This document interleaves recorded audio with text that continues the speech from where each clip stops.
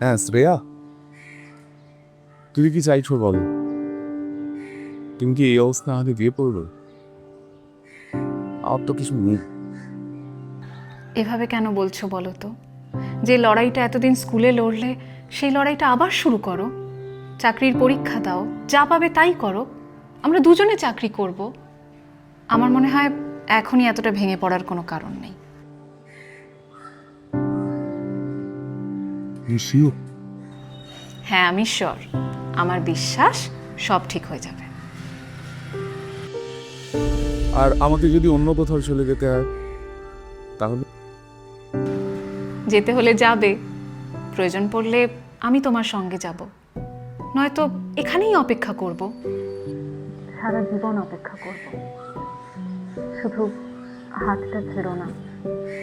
আর যাই হোক, আমি তোমায় ছাড়া অন্য কাউকে বিয়ে করতে পারবো না।